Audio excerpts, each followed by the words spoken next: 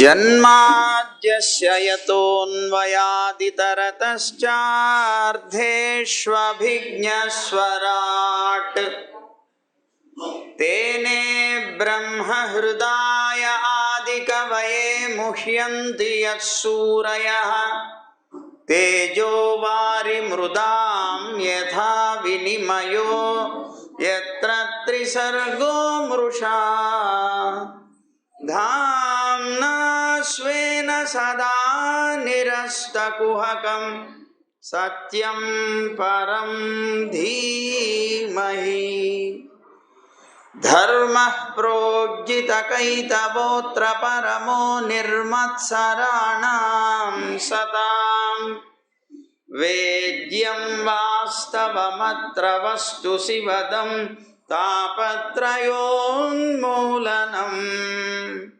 श्रीमद्भागवते महामुनिकृते किं वा परैरीश्वरः सद्यो हृद्यवरुध्यतेऽत्र कृतिभिः शुश्रूषुभिस्तक्षणात् नारायणं नमस्कृत्य नरं चैव नरोत्तमं देवीं सरस्वतीं व्यासं ततो जयमुदीरयेत् यं प्रव्रजन्तमनुपेतमपेतकृत्यं द्वैपायनो विरहकातर आजुहाव पुत्रेति तन्मयतया तरवोऽभिनेदुः तं सर्वभूतहृदयं मुनिमानतोऽस्मि श्रीमद्भागवतं पुराणतिलकं यद्वैष्णवानां धनं यस्मिन् पारमहंस्यम् एकममलं सत्यं ज्ञानं परं गीयते यत्र ज्ञानविरागभक्तिनैष्कर्म्यमाविष्कृतं निगमकल्पतरोर्गलितं फलं सुखमुखादमृतद्रवसंयुतं पिबत भागवतं रसमालयं मुहुरहो रसिका भुवि भावुकाः ज्ञानानन्दमयं देवं निर्मलस्फटिकाकृतिम् आधारं सर्वविद्यानां हयग्रीवमुपास्महे श्रीरङ्गसिंहगिरिदेशिकपादसेवा प्राप्ताखिल द्रविडवेदरहस्यजातं श्रीगौतमान्वयजमाश्रितभागधेयं गोपालदेशिकमहं शरणं प्रपद्ये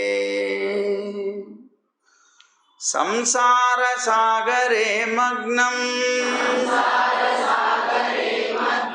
दीनं मां करुणानिधे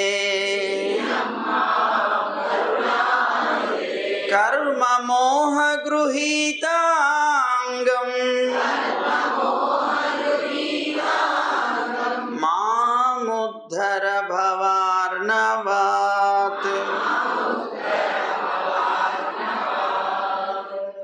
ఈ శ్లోకానికి అర్థం ఏమిటి అని అడిగారు ఎవరో భక్తులు నిన్న.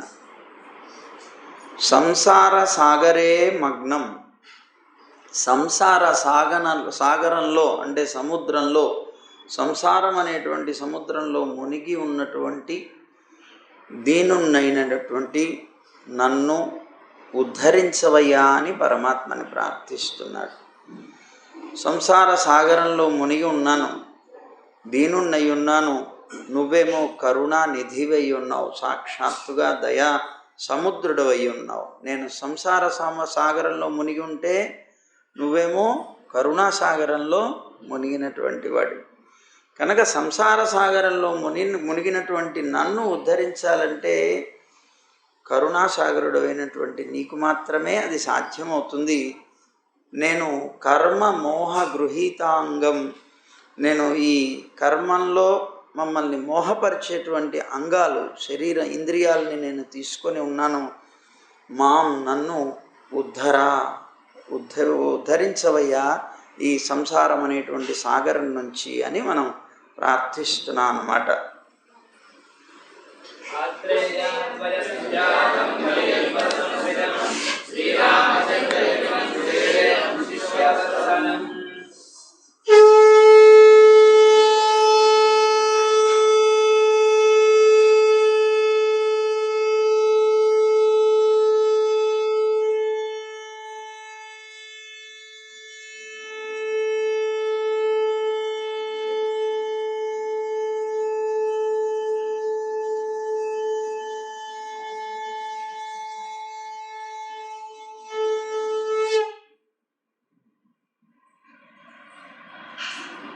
జై గోవింద. పరీక్షణ్ మహారాజు సుఖ మహర్షిని ఒక ప్రశ్న వేశాడు నిన్న. ఏమయ్యా, నేనెప్పుడు వినలేదు ఇది, యమధర్మరాజు యొక్క ఆజ్ఞ కూడా ఉల్లంఘింపబడ్డం అనేటువంటిది ఇంత మటుకు ఎక్కడా జరగలేదు. ఇది ఎలా జరిగింది ఇది అని ఒక ప్రశ్న వేశాడు. అంటే ఇక్కడ విష్ణుదూతలకి యమదూతలకి సంవాదం జరిగింది. జరిగిన తర్వాత వాళ్ళ యొక్క తేజస్సుకు భయపడినటువంటి ఈ యమదూతలు బయలుదేరి సంయమని అని పిలువబడేటువంటి యమధర్మరాజు యొక్క నగరానికి వెళ్ళారు. అక్కడికి వెళ్ళి యమధర్మరాజుని కొన్ని ప్రశ్నలు వేశారు. వాళ్ళు ఏమన్నారు, ఏమయ్యా, ఈ జీవలోకానికి శాసనకర్తలు ఎంతమంది? ఈ జీవుల యొక్క కర్మల యొక్క ఫలాలు వెల్లడి చేసేటువంటి కారణాలెన్ని?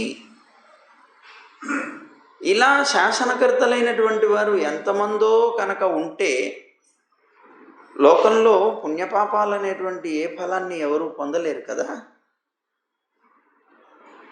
అదిగాక ఈ శాసనకర్తల యొక్క అభిప్రాయాలు ఒకటే అయితే ఫలాలు రెండు పొందవలసి వస్తుంది కదా.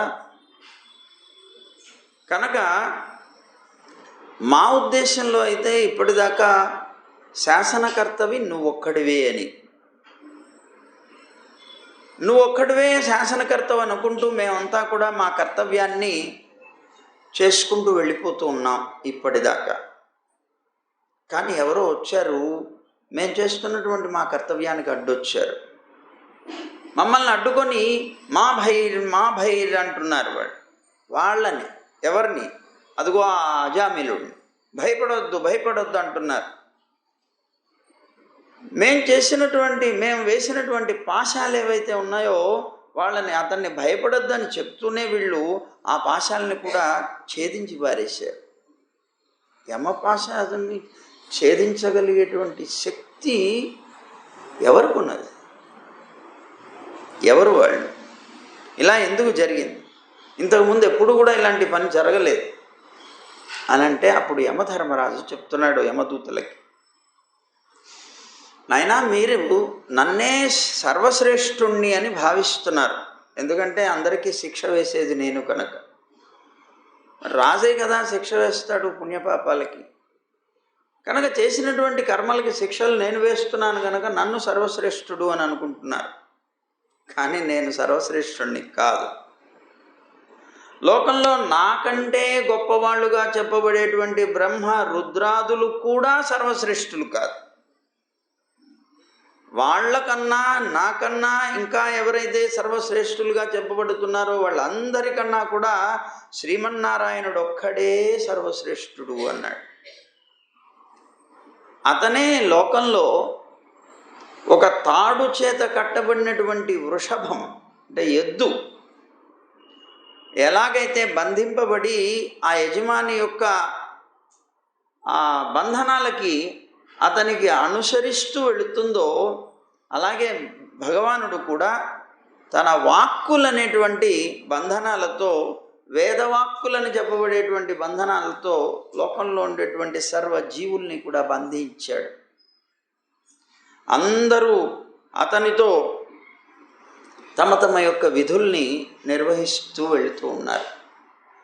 కనుక లోకంలో ఎవరైనా సరే ఆయనకి భయపడి ఆయన యొక్క అనుగ్రహంతో ఆయన నియమించినటువంటి విధానం ఏదైతే ఉందో ఆ విధానాన్ని తప్పకుండా ప్రవర్తిస్తూ జీవించవలసినటువంటి వాళ్ళే అన్నాడు. ఆ నారాయణ తత్వం తెలియటం అనేటువంటిది చాలా దుర్లభం నాయన, ఎవ్వరికీ దొరకదు. కానీ నారాయణ తత్వం తెలిసిన వాళ్ళు కొద్దిమంది మాత్రమే ఉన్నారన్నాడు. ఎవరండి అనంటే స్వయంభూర్నారద శంభు కుమార కపిలో మనుహు ప్రహ్లాదో జనకో భీష్మో బలిర్వయాసకిర్వయం అన్నాడు. వీళ్ళట, వీళ్ళు ఎంతమందిట? ద్వాదశైతే విజానీమో ధర్మం భాగవతం భటాహ గుహ్యం విశుద్ధం దుర్బోధం యం జ్ఞాత్వా అమృతమశ్నుతే అన్నాడు. నారాయణ తత్వం తెలుసుకోవడం చాలా కష్టం. నారాయణ తత్వాన్ని తెలిసినటువంటి వాడికి మృతి లేదు, అమృతమే అన్నాడు. ఆ తత్వం తెలుసుకున్నటువంటి మహానుభావులు ఎవరు? 12 మంది ఉన్నారట. ఎవరట వాళ్ళు? బ్రహ్మ, నారదుడు, శివుడు, సనత్కుమారుడు, దేవహూతి కుమారుడైనటువంటి కపిలుడు, స్వయంభూ మనువు, అలాగే ప్రహ్లాదుడు, జనకుడు, భీష్ముడు, బలి, సుఖదేవుడు, నేను అన్నాడు. అంటే యముడు అన్నమాట. ఈ ఉన్నటువంటి 12 మంది ఎవరైతే ఉన్నారో వాళ్ళకి మాత్రమే భగవత్ తత్వం తెలుసు, నారాయణ తత్వం తెలుసు. మిగిలిన వాళ్ళకి నారాయణ తత్వం తెలియదు సుమి. ఈ ధర్మం చాలా నిర్మలమైనటువంటిది, చాలా రహస్యమైనటువంటిది, దుర్బోధ్యం అందరికీ చెప్పదగినటువంటిది కాదు, రహస్యంగా ఉండవలసిందన్నారు కదా. అందువల్ల దీన్ని కనుక ఎవరైనా తెలుసుకుంటే ఆ జీవుడికి భగవంతుని యొక్క నిత్య కైంకర్యం లభిస్తుంది, పరమపదం లభిస్తుంది. అజామిలుళ్లాంటి మహాపాపి కూడా పవిత్రుడయ్యాడంటే ఆ నారాయణ నామంతోనే అని ఆయన అంటూ, మీ యొక్క మృత్యుభాషల్ని వాళ్ళు ఖండించగలగడానికి అతను చేసినటువంటి నారాయణ నామమే కారణం అన్నాడు. నారాయణ నామాన్ని ఉచ్చరించేటువంటి వాడిని ఏ పాశాలు కూడా బంధించలేవు అన్నాడు. హరి నామోచ్చరణ యొక్క మహాత్మ్యాన్ని ఏమని చెప్పాలి అన్నాడు. ఇంతేకాదు, దేవతల చేత కానీ సిద్ధుల చేత కానీ కీర్తింపబడేటువంటి గుణగాథలు కలిగినటువంటి వారు, భగవంతుణ్ణి శరణాగతి చేసినటువంటి వారు, లోకంలో ఉండేటువంటి భూతాలన్నింటినీ కూడాను సమదృష్టితో చూసేటువంటి వారైనటువంటి సాధువులు ఉన్నారే, వాళ్ళ దగ్గరికి ఎప్పుడూ కూడాను మీరు వెళ్ళకండి అన్నాడు. నారాయణుడి యొక్క కౌమోదకి అనేటువంటి గద వాళ్ళని ఎప్పుడు రక్షిస్తూ ఉంటుంది. అంటే బ్రహ్మాదులతో కూడుకున్నటువంటి నేను, బ్రహ్మ, రుద్రుడు, నేను మొదలైనటువంటి వారు ఎవ్వరము కూడా ఆ నారాయణుణ్ణి ఆశ్రయించినటువంటి సాధు పురుషుల్ని దండించలేము. కాలం కూడా వాళ్ళని దండించలేదయ్యా అన్నాడు. ముకుందుడి యొక్క పాదారవింద మకరందాన్ని ఎవరైతే నిరంతరం సేవించగలుగుతారో, అసత్పురుషులైనటువంటి వాళ్ళ యొక్క సంబంధాన్ని వదిలేసి ఎప్పుడైతే జీవిస్తూ ఉంటారో ఎవరైతే, అలాంటి నిష్కించనులైనటువంటి పరమహంసలు ఎవరైతే ఉన్నారో వాళ్ళు నిరంతరం కూడా ఈ పాదారవింద మకరందాన్ని పానం చేస్తూ ఉంటారు. దానికి పూర్తిగా భిన్నంగా విముఖులైపోయి అసద్వ్యక్తులైనటువంటి వారు, అంటే అసత్పురుషులు అన్నమాట, అలాంటి వాళ్ళందరూ కూడా నరకానికి ద్వారస్వరూపమైనటువంటి గృహాల్లోనే ఆసక్తులై మగ్గుతూ ఉంటారు. దూతలారా, అందుకని మీరు ఎప్పుడూ కూడా అలా ఎవరైతే గృహాసక్తులై విషయాసక్తులై మగ్గుతూ ఉంటారో వాళ్ళని మాత్రమే నా దగ్గరికి తీసుకురండి, వీళ్ళ జోలికి మాత్రం వెళ్ళకండి. మీ ఇష్టం, తర్వాత వెళ్ళారంటే కౌమోదకి ఉంటుంది సిద్ధంగా అన్న. ఇందుకు వాళ్ళని ఎప్పుడూ రక్షిస్తూ ఉంటుంది. కౌమోదకు ఒక్కటే కాదు, వారి యొక్క ఆయుధాలన్నీ రక్షిస్తూనే ఉంటాయి. సరే, ఒక్కసారైనా సరే ఎవరెవరిని తీసుకురావాలో చెప్తున్నాడు. ఒక్కసారైనా సరే ఆ కృష్ణుడి యొక్క నామాన్ని కానీ గుణాల్ని కానీ కీర్తింపనటువంటి నోరు కలిగినటువంటి వారు, ఆయన పాద పద్మాల్ని ఒక్కసారైనా సరే మనస్సుతో స్మరింపనటువంటి వారు, ఆయన యొక్క చరణాలకి పాదారవిందాలకి ఒక్కసారైనా సరే తన శిరస్సు వంచి నమస్కరించినటువంటి వాళ్ళు, ఎప్పుడైనా సరే ఎవరైనా సరే వైష్ణవ వ్రతాదుల్ని చెయ్యనటువంటి వారు, ఆచరించినటువంటి వారు, అలాంటి మహాపాపి అయినటువంటి వాడినే నా దగ్గరికి తీసుకురండి అన్నారు. విష్ణు పురాణంలో కూడా ఇలానే ఒక మాట చెప్తూ, పరిహర మధుసూదన ప్రపన్నా అని అంటారు. మధుసూదనుణ్ణి ఆశ్రయించినటువంటి వాళ్ళని వదిలిపెట్టేయండి అన్నాడు. అదేమిటయ్యా, లోకానికంతటికి నువ్వే కదా ప్రభువి అంటే, ప్రభురహం అన్యనృణాం నా వైష్ణవానాం, నారాయణుని ఆశ్రయించినటువంటి వారికి నేను ప్రభువుని కాదు, ఆ వైష్ణవుల కన్నా ఇతరులైనటువంటి వాళ్ళకి నేను ప్రభువుని అన్నాడు. అదే మాట ఇక్కడ భాగవతంలో కూడా వినిపిస్తుంది కదా. సరే, ఇక ఇలా చెప్పాడు యమధర్మరాజు. వాళ్ళు కూడా దాన్ని అంగీకరించి, అలానా, మేము ఇంతకాలం నువ్వే అనుకుంటున్నాం శాసకుడవి, నీకన్నా పైన శాసకుడు నారాయణుడు ఉన్నాడా, అయితే పొరపాటు చేశామని ఇక ముందు ఆయన జోలికి మేము వెళ్ళామని వదిలేశారు. సరే, ఇక్కడ ఈ అజామిలుడు ఉన్నాడు. ఈ అజామిలుడికి యమభటులకి ఇద్దరికి సంవాదం జరిగింది. ఆ సమయంలో అతను కూడా అక్కడే ఉన్నాడు కదా, మరి విన్నాడు కదా. ఆ విష్ణుదూతలు చెప్పేటువంటి మాట వినేటప్పటికీ, అరే, నారాయణ నామాన్ని స్మరించినంత మాత్రానే నాకుండే సకల పాపాలు పోయి, నేను ఎంత దుర్మార్గుడినో నాకు తెలీదా, నాకుండే సకల పాపాలు పోయి నేను మోక్షానికి అర్హుణ్ణయ్యానా, ఎంత ఆశ్చర్యం అనుకున్నాడు తాను. ఈ భాగవత ధర్మాన్ని విని అజామిలుడి యొక్క హృదయం భక్తితో పరిపూర్ణమైందిట.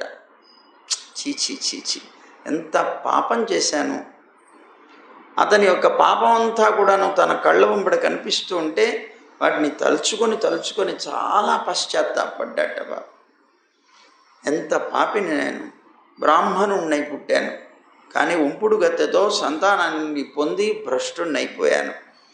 అలాగే చాలా తాపసులుగా బతుకుతున్నటువంటి నా తల్లిదండ్రులు ఎవరైతే ఉన్నారో వాళ్ళని దిక్కులేని వాళ్ళని చేశాను నేను, ఎంత కృతజ్ఞుణ్ణయ్యాను అని బాధపడ్డాడు. కట్టుకున్నటువంటి భార్యని వదిలిపెట్టాను, ఉంపుడు గత్తెతో ఎన్నో ఘోరాలైనటువంటి పాపం చేశాను, నేను ఎంత కాలమైనా సరే ఎన్ని నరకాలుండే అన్ని నరకాలు పూర్తిగా అనుభవించవలసినటువంటి విధానంలో ఉన్నటువంటి వ్యక్తిని, నాకేది దారి ఇంకా అని పాపం బాధపడ్డాడు. ఇకనైనా సరే జాగ్రత్తగా బుద్ధి తెచ్చుకొని నా ప్రాణాన్ని, ఇంద్రియాలని, మనస్సుని అన్నిటినీ నిగ్రహించుకొని నా ఆత్మని ఆ కృష్ణుడి యొక్క పాదారవిందాల్లో సమర్పించుకుంటాననుకున్నాడు. నా పాప అంధకారానికి అవిద్య అనేటువంటిదే అనేక రకాలైనటువంటి కోరికల్ని తెచ్చి నన్ను పుట్టిముంచింది. ఆ పుట్టిముంచినటువంటి దాంట్లో ప్రత్యేకంగా నా కాళ్ళని నేనే బంధించుకొని ఈ సంసారం అనేటువంటి కూపంలో పడ్డాను. ఇక నేను ఆ బంధాలన్నింటినీ కూడా తెంచేసుకుంటాను, వాసనల్ని వదులుకుంటాను, ప్రాణికోటికి మేలు చేసేలాగా నేను పరమాత్మ గురించి తపస్సు చేస్తాను అనుకున్నాడు. అనుకొని ఇంకా విష్ణుదూతలు వెళ్ళిపోయారు, అటు యమదూతలు వెళ్ళిపోయారు, మిగిలినవాడు ఇతను ఒక్కడే. అతను ఒక క్షణకాలం విష్ణుదూతల యొక్క సాంగత్యం పొందడం చేత తన జీవితాన్ని మొత్తాన్ని మార్చేసుకున్నాడు. ఎంత ఆశ్చర్యం చూడండి. జీవితం ఎంతో భయంకరమైనటువంటి రీతిలో నడుస్తున్న జీవితం ఒక్క విష్ణు భక్తుడి యొక్క సాంగత్య మాత్రం చేత చక్కన తిరగబడిపోయింది మొత్తం. అలా కలిగింది. వెంటనే అజామిలుడికి నిర్వేదం కలిగి సంసార బంధాలని తెంచుకొని హరిద్వారానికి వెళ్ళిపోయాడు. వెళ్ళిపోయి అక్కడ ఒక మందిరంలో కూర్చున్నాడు, గంగ ఒడ్డున చక్కగా భక్తి యోగాన్ని అవలంబించాడు. ఆత్మని పరిపూర్ణంగా పరమాత్మకి సమర్పించుకొని పరమాత్మ కోసం దుఃఖించడం ప్రారంభించాడు. ఇప్పటిదాకా తన పిల్లలు, తన భార్య అంటూ ఏడ్చాడు. ఇప్పుడు పరమాత్మ కోసం ఏడవటం ప్రారంభించాడు. అప్పుడు తనకి అలా బాగా మనస్సంతా కూడా దానివల్ల క్షాళనమైపోయింది. పరిపూర్ణమైనటువంటి ప్రీతి పరమాత్మ యందు కలిగింది.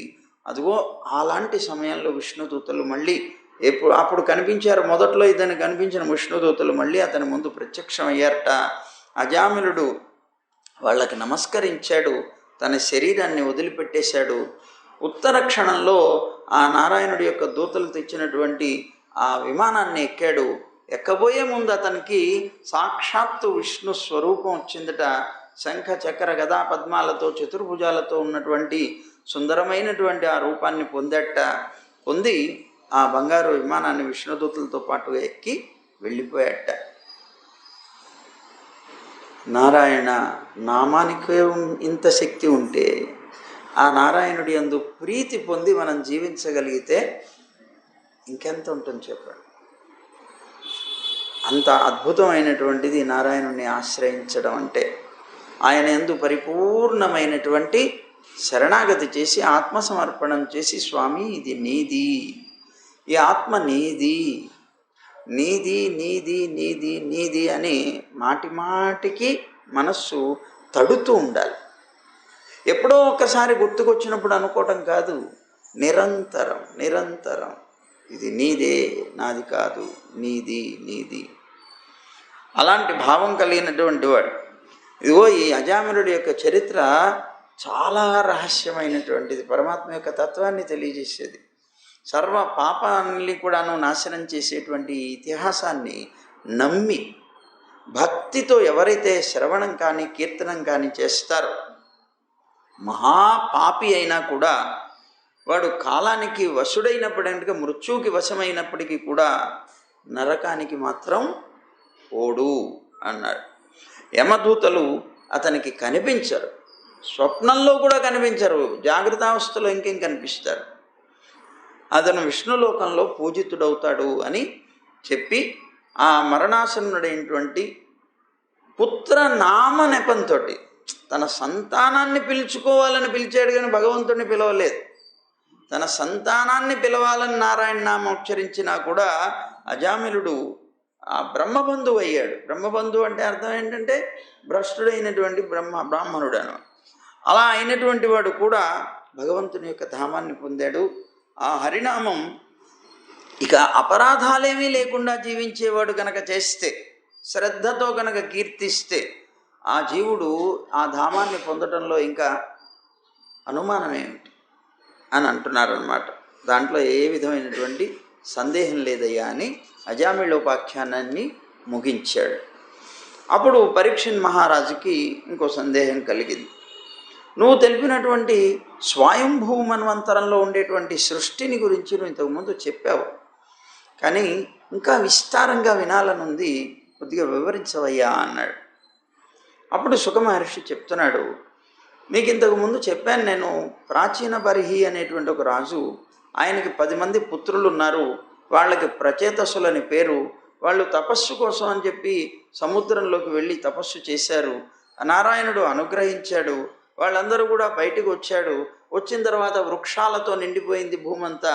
వృక్షాల మీద కోపం వచ్చి వాటన్నిటినీ కూడా నాశనం చేయాలనేటువంటి ఉద్దేశంతో తన యొక్క దృష్టితో వచ్చినటువంటి అగ్నితో వాటిని కాల్చిపారేస్తూ ఉంటే, అప్పుడు చంద్రుడు వచ్చి అతనికి హితాన్ని ఉపదేశం చేశాడన్నారు. దాంట్లో బ్రహ్మ వచ్చారు, దీంట్లో చంద్రుడు వచ్చారు. మొత్తం మీద పెద్దలైనటువంటి, ఎందుకంటే వనస్పతులకి రాజు గనక చంద్రుడు ఆ వృక్షాలని హింసిస్తూ ఉంటే చూడలేక వచ్చి అదిగో అతనితో అన్నారు. ఏమన్నట్ట, నాయనా, భగవంతుడు ఈ లోకాన్ని సృష్టించాడు, నువ్వు సృష్టించలేదు. అచరాలైనటువంటివి అంటే స్థావరములుగా చెప్పబడేటువంటి వాటికి చలనం ఉండదు, అలా ఎక్కడున్నాయో అక్కడే ఉంటాయి. అలాంటి వృక్షాదులో లేదా మొక్కలో మొదలైనటువంటివి పుష్పాలు ఫలాలు ఇస్తాయి.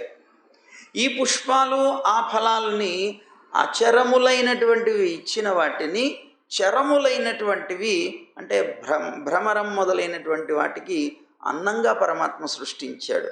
అంటే ఆ పళ్ళు లేకపోతే ఆ పుష్పాల్లో ఉండేటువంటి తేనె ఇవన్నీ కూడా వాటికి సృష్టించాడు పరమాత్మ. అలాగే పదహీనములైనటువంటివి అంటే తృణాదులు అంటే గడ్డి మొదలైనటువంటివి, పాదచారులైనటువంటి వాటికి ఆహారంగా సృష్టించాడు. పాదచారులు అంటే గోవులు, గేదెలు, ఇంకా ఉండేటువంటి కొన్ని ఆ గడ్డి తిని బతికేటువంటి వాటిని సృష్టించాడు.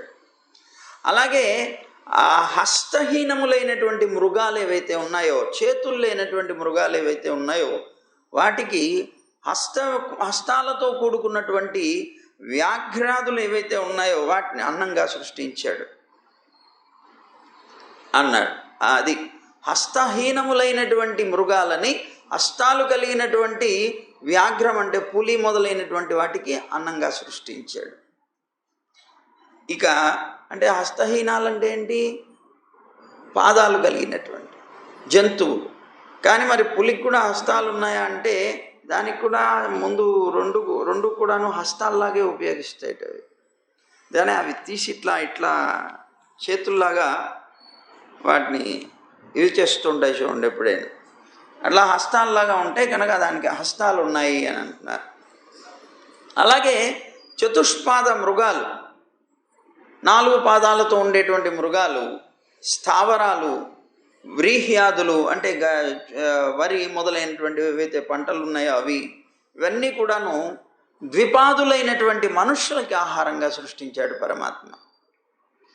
మిమ్మల్ని సృష్టి చేయమని మీ తండ్రి గారు ఆదేశించారు కానీ నాశనం చేయమని చెప్పలేదయా అని ప్రచేతసులతోటి మన చంద్రుడు చెప్తున్నాడు. చెప్పి అప్పుడు ఆ ప్రమ్లోచ అనేటువంటి ఒక ఆమె అప్సరస కండు మహర్షి వల్ల కలిగినటువంటి మారిష అని పేరు కలిగినటువంటి సంతానాన్ని వృక్షాలన్నీ పెంచుతున్నాయన్నారు కదా. చంద్రుడు కూడా ఆవిడకి అనేక రకాల ఔషధాలు ఇచ్చి రక్షించాడన్నారు కదా. ఆ మారిషని అప్పుడు వాళ్ళకి ఇచ్చి వివాహం చేశారు. అయితే ఆ ప్రచేతసులైనటువంటి 10 మందికి కూడా మారిష భార్య అయింది. ఆ భార్య అయినటువంటి ఆమె ద్వారా వాళ్ళకి దక్షుడు అనేటువంటి ఒక పుత్రుడు జన్మించాడు. ఆ దక్షుడు అని చెప్పబడేటువంటి అతను సృష్టి చేయటంలో దక్షత కలిగినటువంటి వాడు అవ్వడం చేత అతనికి దక్షుడు అని పేరు పెట్టారన్నా. ఆ దక్షుడు సృష్టి ప్రారంభించాడు. మొదట తన యొక్క మనస్సు ద్వారానే దేవతల్ని, అమరుల్ని, అదే అసురుల్ని, మనుష్యుల్ని మొదలైనటువంటి వాళ్ళందరినీ సృష్టిస్తూ, ఇక జంతువు రూపంగా ఖేచరులు, భూచరులు, జలచరులు మొదలైనటువంటి ప్రజల్ని కూడా సృష్టిస్తూ వెళుతూ ఉన్నాడు. కానీ ఈ సృష్టి అంతా కూడాను వృద్ధి పొందటం లేదు. ఎవరెవరినైతే సృష్టిస్తున్నాడో వాళ్ళు మాత్రమే ఉంటున్నారు. అప్పుడు వింధ్యాచలానికి వెళ్ళిపోయాడు. ఇది సృష్టి పెరగటం లేదని చెప్పి దిగులు పడి వింధ్యాచలానికి వెళ్ళి అక్కడే ఉన్నటువంటి సమీపంలో ఒక పర్వతం మీద కూర్చున్నాడు. ఆయన తపస్సు చేయటం ప్రారంభించాడు. అక్కడ అఘమర్షణం అనేటువంటి ఒక తీర్థం ఉన్నది. ఆ తీర్థంలో త్రిసంధ్యల్లోనూ సంధ్యావందనాదులు చేస్తూ చక్కగా తపస్సు చేస్తే నారాయణుడికి ఆనందం కలిగి నారాయణుడు దర్శనమిచ్చారు. దర్శనం ఇవ్వడానికి ప్రధానంగా ఈయన గొప్ప స్తోత్రం ఒకటి చేశారట. దీన్ని హంసగుహ్య స్తోత్రం అంటారు. ఆ హంసగుహ్య స్తోత్రం అనేటువంటి స్తోత్రాన్ని స్తుతించేటప్పటికీ పరమాత్మ ఆనందించి ఆయనకి దర్శనమిచ్చారు. ఎట్లా ఇచ్చారట? అష్టభుజాలతోటి దర్శనమిచ్చారట. అష్టభుజాలతోటి శంఖం, చక్రం, అలాగే చర్మం, బాణం, ధనస్సు, అలాగే కత్తి, ఖడ్గం, పాశం, గద అనేటువంటి అన్ని రకాల ఆయుధాలు పట్టుకొని అష్టభుజాలతో దర్శనం ఇచ్చారట. అష్టభుజ నారాయణుడు అని కొన్ని ఆలయాలు కూడా ఉన్నాయి. పాలకొల్లులో ఒకటి ఉంది, అష్టభుజ లక్ష్మీనారాయణ దేవస్థానం. ఇట్లా అష్టభుజాలతో దర్శనం ఇచ్చేట దక్షుడికి. దక్షుడు చాలా ఆనందపడిపోయాడు. సాష్టాంగపడి నమస్కారం చేశాడు. కానీ ఆయన యొక్క దివ్యమంగళ విగ్రహాన్ని చూసేటప్పటికి భయం పుట్టిందిట. ఆయన నోట్లో నుంచి మాట రాలేదట. అప్పుడు భగవంతుడు అన్నట్ట, ఏమయ్యా దక్ష, నువ్వు సృష్టి చేయాలనేటువంటి సంకల్పంతో నువ్వు తపస్సు చేస్తున్నావు కదా, నీ సృష్టి వృద్ధి పొందట్లేదని నువ్వు బెంగపడుతున్నావు కదా, సరే నువ్వు వెళ్ళి పంచజనుడు అనేటువంటి ఒక ప్రజాపతి ఉన్నాడు కదా, ఆయన యొక్క పుత్రిక అయినటువంటి అసిక్ని అనే పేరు కలిగినటువంటి ఆవిడని వివాహం చేసుకో, ఆవిడ వల్ల నీకు సంతానం కలుగుతుంది, నువ్వు ప్రజా సృష్టి చేయొచ్చు. నీ అనంతరం కూడా ప్రజలందరూ కూడా నా మాయకి వశులైపోయి సృష్టికి సహకరిస్తారు అని చెప్పి అంతర్ధానమయ్యాట నారాయణుడు. సరే, దక్ష ప్రజాపతి తన భార్య అయినటువంటి అసిక్ని వల్ల హర్యశ్వులు అనేటువంటి 10,000 మందిని సంతానంగా కన్నట్ట. హర్యశ్వులు అని వాళ్ళకి పేరు. 10,000 మందిని పుత్రుల్ని సృష్టి చేసిన తర్వాత వాళ్ళందరినీ కూడా తాను ఆదేశించట, వెళ్ళండి మీరంతా కూడా పశ్చిమ దిక్కులో ఉన్నటువంటి సముద్రపు ఒడ్డుకు వెళ్ళి అక్కడ మీరు తపస్సు చేయండి, ఆ తపస్సు వల్ల పరిపూర్ణమైనటువంటి సృష్టి చేయగలిగేటువంటి శక్తిని పొంది రండి అని అన్నారు. సృష్టి క్రమం కోసమే తపస్సు చేయమన్నాడు. సరే, వీళ్ళందరూ బయలుదేరారు. పశ్చిమ దిక్కులో ఉన్నటువంటి సింధు నది ఉన్నది. ఆ సింధు నది సముద్రంలో కలిసేటువంటి ప్రాంతం అది. ఆ సంగమ స్థలానికి వెళ్ళారు. అక్కడ అనేక మంది సిద్ధులు, మునులు మొదలైనటువంటి వాళ్ళందరూ సేవించేటువంటి ఒక తీర్థం ఉన్నది. నారాయణ తీర్థం అంటారు దాన్ని. ఆ సరోవరం దగ్గరికి వెళ్ళారు. అక్కడ ఉండేటువంటి జలాలను స్పృశించి దాంట్లో స్నానం చేసి వాళ్ళకు ఉన్నటువంటి మోహం, రాగం మొదలైనటువంటి వాటన్నిటి చేత విముక్తులైపోయాయి. పరమహంస ధర్మంతో వాళ్ళు చాలా గొప్ప పరమాత్మ మీద అనురక్తులై ఉన్నారట. అయినా కూడా వాళ్ళ మనస్సులో వైరాగ్యం అనేటువంటిది ఉన్నా కూడా తండ్రి యొక్క ఆజ్ఞని దాటి ప్రవర్తించడానికి వీల్లేదు కనుక, తండ్రి సృష్టి చేయడానికి తపస్సు చేయమన్నాడు కనుక వాళ్ళందరూ కూడా కూర్చొని సృష్టి కోసం అని తపస్సు ప్రారంభించారు. నారద మహర్షి వచ్చాడు అక్కడికి. నారద మహర్షి వచ్చి వాళ్ళ యొక్క మనస్సులో ఉన్నటువంటి వైరాగ్యాన్ని గుర్తించాడు. ఇలా వైరాగ్యంతో ఉన్నటువంటి వాడు సృష్టి క్రమంలోకి వెళ్ళడం ఏమిటి అని భావించాడు. భావించి వెంటనే ఈ మాయామోహంతో కూడినటువంటి సంసారంలో సకామ కర్మలు చేస్తూ జీవించాలి అని వీళ్ళు తపస్సు ప్రారంభించేటప్పటికే వీళ్ళ యొక్క మనస్సేమో నిర్మలమై ఉంది, మోక్షం కోసంగా ఉన్నది, వైరాగ్యంగా ఉన్నది. వీళ్ళేమో ఇలాంటి పని చేస్తున్నారని అప్పుడు వాళ్ళ దగ్గరికి వెళ్ళి వాళ్ళకి గొప్ప అంతరార్థం స్ఫురించేటువంటి కొన్ని వాక్యాలు చెప్పాట. ఏమన్నట్ట, నాయనా మీరు అసలు వివేకం అనేటువంటిది కోల్పోయారన్నాడు. వివేకం లేనటువంటి వాళ్ళు మీరు అసలు ఈ భూమి యొక్క అంతమేమిటో చూడకుండా మీరు సృష్టి ఎలా చేస్తారయ్యా అసలు అన్నాడు. మీకు ఈ లోకం యొక్క స్వభావం కానీ స్వరూపం కానీ పూర్తిగా తెలియదు. అలా తెలియకపోవడం చేత ఈ సృష్టింపబడేటువంటి ఈ శరీరం ఎలాంటిదో, అది ఎలా ఉంటుందో మీకు అసలు ఆ జ్ఞానమే లేదు. అలాంటప్పుడు మీరు సృష్టి ఎలా చేస్తారయ్యా అడుగుతున్నాడు. ఆ సృష్టి చేయడానికి మీరు తపస్సు కూడా చేస్తున్నారా అన్నాడు. సరే, ఇక విశ్వానికి అంతటికీ కూడా ఒకే నియామక పురుషుడు ఉన్నాడు. అతను సాక్షాత్తు పరమాత్మ. ఈ శరీరం అంటున్నావు నువ్వు సృష్టించాలని. శరీరంలో ఒక బిలం ఉన్నది, అదే హృదయం. ఆ హృదయ బిలంలో జీవుడు ఉంటాడు. ఆ జీవుడు దూరుతాడు దాంట్లో.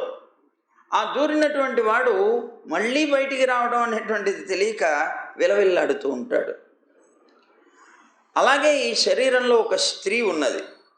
ఆమె రూపం చాలా గొప్పగా ఉంటుంది, అదే బుద్ధి. అది వ్యభిచారిణి. ఒక నియమం ఉండదు దానికి. దాని యొక్క భర్త జీవుడు.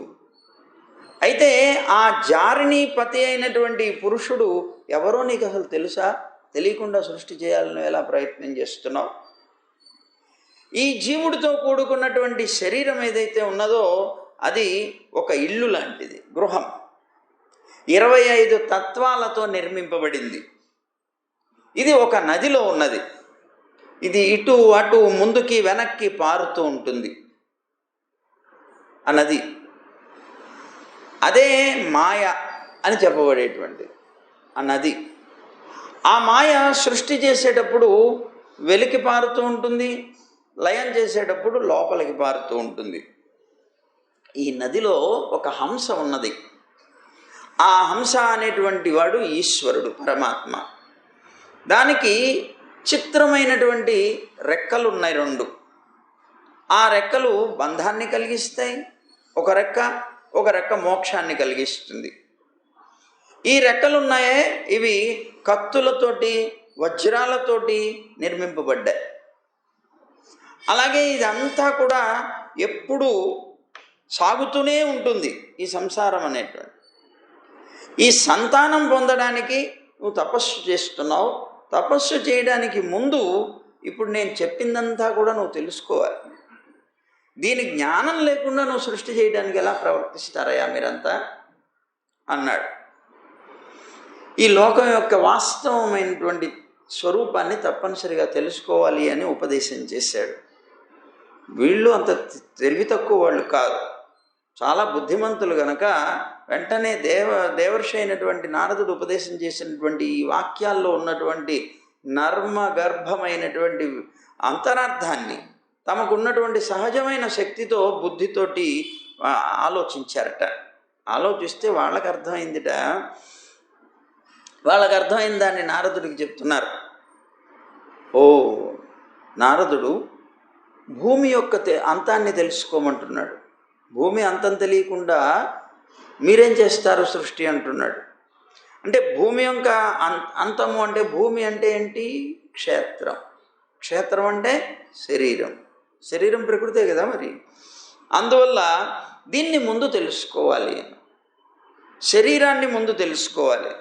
తర్వాత జీవుడు అనబడేటువంటి వాడు శరీరంలో ఎలా ప్రవేశిస్తాడో దాన్ని తెలుసుకోవాలి. దేనివల్ల ప్రవేశిస్తాడు? ఆ ప్రవేశించడం అతనికి బంధం కదా. ఆ బంధం అనేటువంటిది ఎలా ఉంటుందో తెలుసుకోవాలి. ఇలా జీవుడు అనేటువంటి వాడు శరీరంలో ప్రవేశించడానికి ప్రధానమైనటువంటివి కర్మలు కనుక ఈ కర్మల చేత ప్రవేశిస్తాడనేటువంటిది తెలుసుకోవాలి అని చెప్తున్నాడు అనుకున్నారు. ఇక కర్మలతో ఒక్కసారి శరీరంలో ప్రవేశించిన వాడు మళ్ళీ బయటపడడం అనేటువంటిది చాలా కష్టం. ఎందుకంటే చెప్పారు కదా, హృదయ గుహ అనేటువంటి దాంట్లోకి దూరతాడని, దూరినవాడు బయటపడటం చాలా కష్టం అంటాడని. అదే అన్నమాట. అంటే హృదయ గుహ అంటే మమకారం. మమకారంలో చేరినవాడు మళ్ళీ బయటపడడం చాలా కష్టం అన్నాడు. కానీ నిజంగా బయటపడగలిగితే మాత్రం పరమానందాన్ని పొందుతాడు అని చెప్తున్నాడు. అందువల్ల నారదుడు చెప్తోంది ముందు శరీరాన్ని తెలుసుకోమని. శరీరంలోకి జీవుడు ఎలా ప్రవేశిస్తాడు అనంటే కర్మల చేత అని.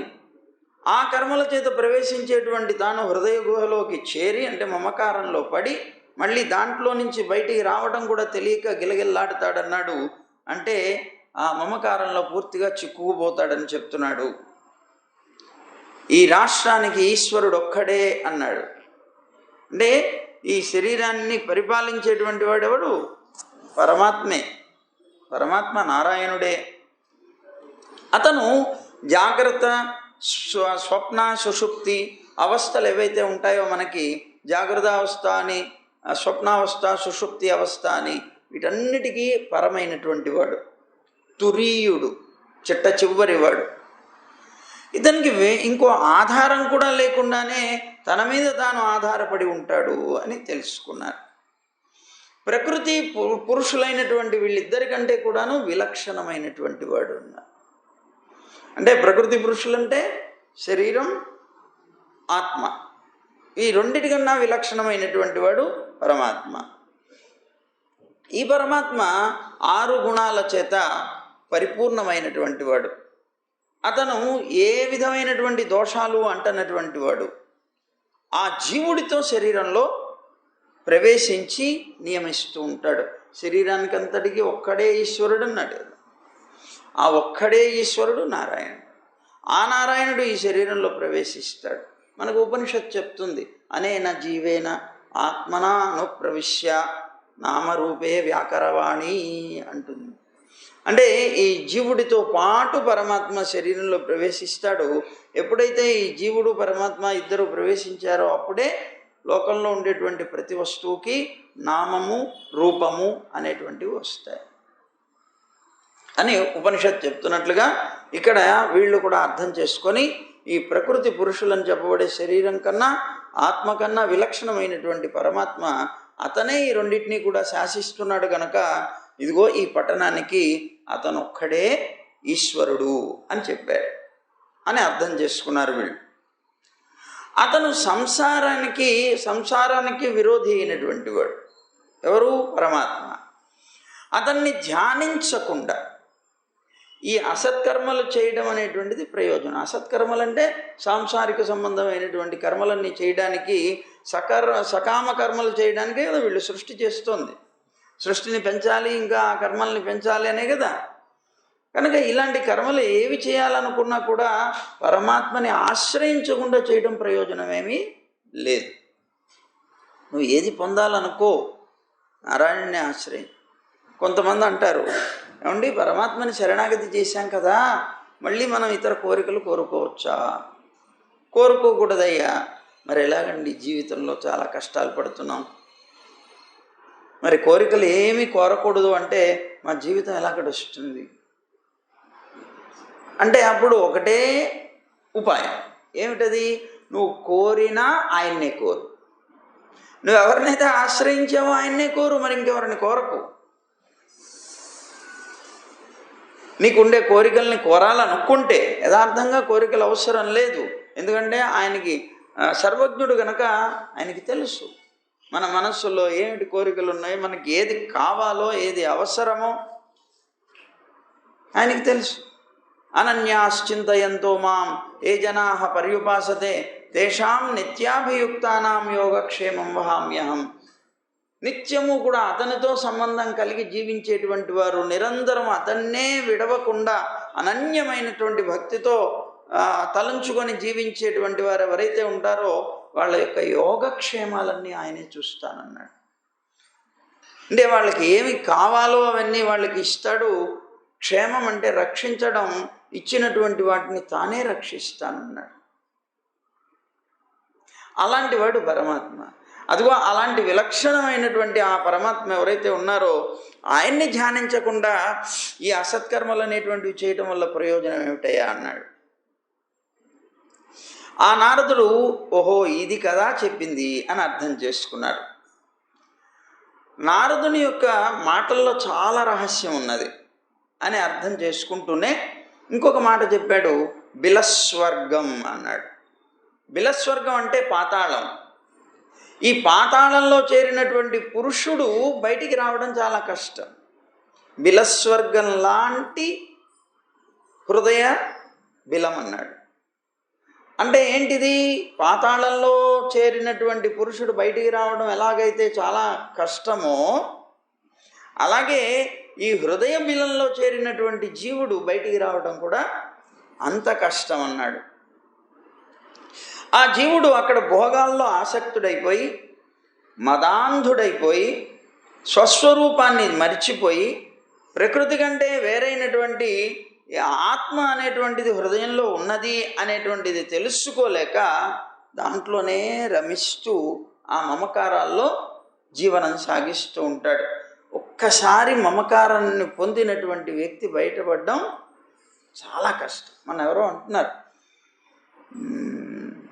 అహంకారాన్నైనా కొద్దిగా గొప్పగా జయించవచ్చేమో కానివ్వండి, మమకారాన్ని జయించడం మాత్రం చాలా కష్టం అబ్బా అంటున్నాడు. యథార్థం. మమకారాన్ని జయించడం చాలా కష్టం. అయితే మనం కష్టం కదండి, వాటిని జయించలేం కదా, మన ఇంద్రియాలు వాటికి సరిపడవు కదా, ఆయుష్ తక్కువ, శక్తి తక్కువ, మన మనస్సు నిలకడగా ఉండదు.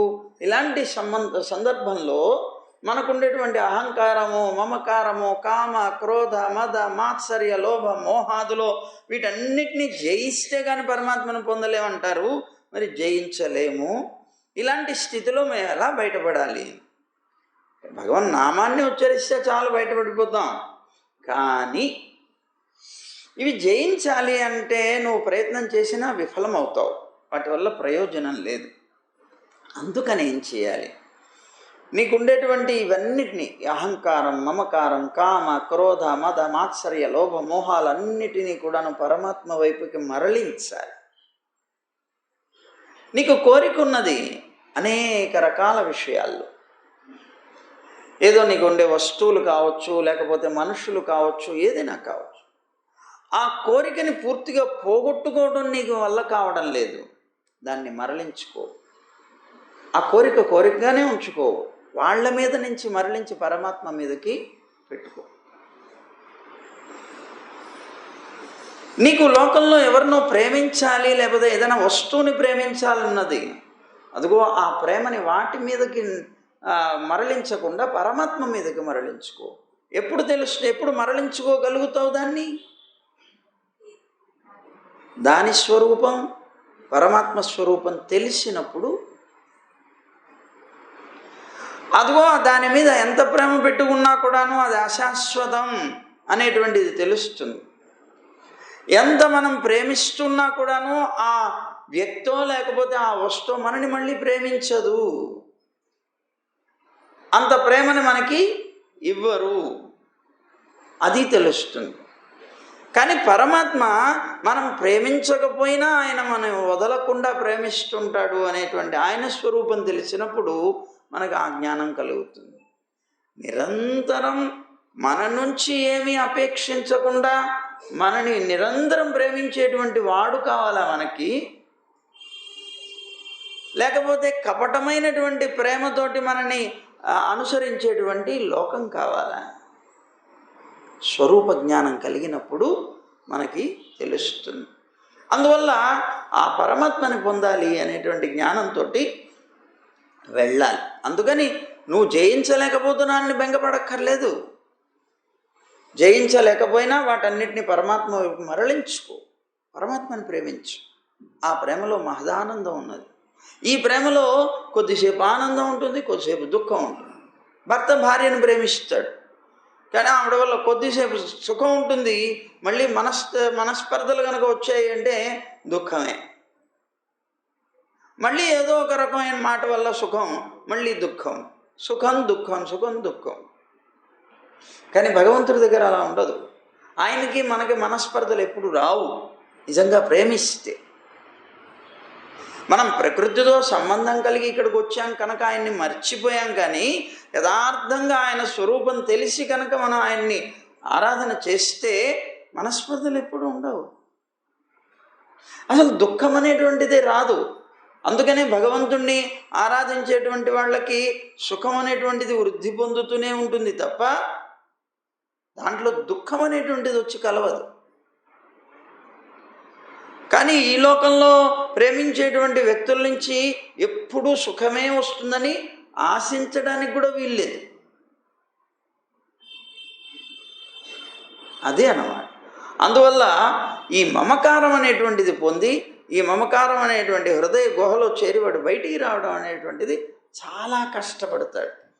పాతాళంలోకి వెళ్ళి బయటపడలేనట్లుగా అన్నమాట. అంటే హృదయ గుహ పాతాళం లాంటిది. సరే, మొత్తం మీద ఈ ఆత్మస్వరూపాన్ని తెలియకుండా ఈ అసత్కర్మ చేయడం అనేటువంటిది శ్రేయస్సు లేనటువంటిదే కదా అని అన్నాడు అని గుర్తుకొచ్చింది. తర్వాత ఇక జీవుడికి ఒక స్త్రీతో వివాహం అయిందన్నాడు. ఆ స్త్రీ బుద్ధి. ఈ బుద్ధి ఏం చేస్తుంది? అనేక రకాలైన వ్యాపారాలు దానికి. చూడండి, మనస్సు ఎప్పుడు కూడా ఏం చేస్తుంటుంది? చంచలంగా ఉంటుంది. నిన్ను ఒక స్థిరమైనటువంటి భావంలో ఎప్పుడూ ఉంచదు. బుద్ధి వేరు, మనస్సు వేరు. ఈ బుద్ధి అంటే ఏంటి? వ్యవసాయాత్మిక బుద్ధి. బుద్ధి కూడా ఎట్లా ఉండాలట? నిశ్చయాత్మకమైనటువంటి జ్ఞానంతో ఉన్నప్పుడు బుద్ధి అంటాం దాన్ని. నిశ్చయాత్మకమైనటువంటి జ్ఞానం లేకుండా చంచలంగా ఉన్నప్పుడు మనస్సు చంచలమైంది అంటాడు. అందుకనే అర్జునుడు ఏమన్నాడు? చంచలం హి మనః కృష్ణ ప్రమాది బలవద్ధృఢం అన్నాడు. ఈ మనస్సు చాలా చంచలమైంది, చాలా ప్రమాదకరమైనటువంటిది. తీసుకెళ్ళి నేను సంసారం అనే కూపంలో పడేసి పుట్టి ముంచుతుంది. నేను చాలా బలమైంది. ఈ మనస్సుని మరల్చుకోవడం చాలా కష్టం. అందుకనే కదా మహానుభావులైనటువంటి యోగులు కూడా ఎన్నో రకాల ప్రయత్నాలు మనస్సుని మరలించుకోవడానికి విషయాల మీద నుంచి ప్రయత్నాలు చేస్తూ ఉంటారు. దృఢమైనటువంటిది అది కనుక ఒక్కసారి పాతుకుంది అంటే దాన్ని కదిల్చడం చాలా కష్టం. చాలా దృఢంగా నిలబడుతుంది. అందుకనే మనస్సుని కనుక నువ్వు వదిలేసావు అంటే సంసారంలో పడేస్తుంది. దాన్ని కనుక నిగ్రహించావు, పరమాత్మ మీదకు పెట్టావు అంటే మోక్షాన్ని కూడా పొందింపజేస్తుంది. ఈ గుణాలు దానికి కూడా వర్తిస్తాయి. దృఢం అనేటువంటిది, బలం అనేటువంటిది, అలాంటి బలం పరమాత్మ విషయంలో కూడా ఉంటుంది. దానికి అలాంటి దృఢత పరమాత్మ విషయంలో కూడా ఉంటుంది. అలా కావాలి. అందువల్ల మరల్చుకోవాలి మనస్సుని. అందుకనే ఎన్నిసార్లు చెప్పారు చూడండి. ఇప్పటికి వచ్చిన వాటిలో చాలాసార్లు మనస్సే ప్రధానం, మనస్సే ప్రధానం, మనస్సే ప్రధానం అని అట్లా చెప్పేటువంటి విషయాల్లో ఇదిగో ఈయన ఆలోచిస్తూ ఈ బుద్ధి అనేటువంటిది ఇదిగో ఒక వ్యభిచారిణి అయినటువంటి స్త్రీ లాంటిది. ఆ వ్యభిచారిణి అయినటువంటి స్త్రీ ఒక పురుషుడి మీదనే తన మనస్సు ఉంచదు, అటు ఇటు ఇటు అటు వాలుతూనే ఉంటుంది. అదిగో అలాంటిదే ఇది కూడా. కనుక దీనిని నమ్మకూడదు. దీని యొక్క సంఘం చేతనే వివేకం అంతా కూడా నశించిపోయి సంసారం అనేటువంటి అనర్థం ఫలిస్తోంది. ఈ పురుషుడు వ్యభిచారైనటువంటి స్త్రీకి భర్తగా ఉంటున్నాడు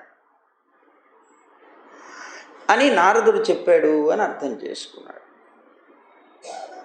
అర్థం చేసుకొని దుష్ట ప్రవర్తన కలిగినటువంటి భార్యకి వశుడై ఆమెకు కావలసినవన్నీ కూడా సంపాదించి పెట్టడం కోసం ఆయాసపడుతున్నటువంటి భర్తలాగా జీవుడు కూడా తాను కర్మకి వశుడు కానివాడు, యథార్థంగా కర్మకి వశమైనటువంటి వాడు కాదు.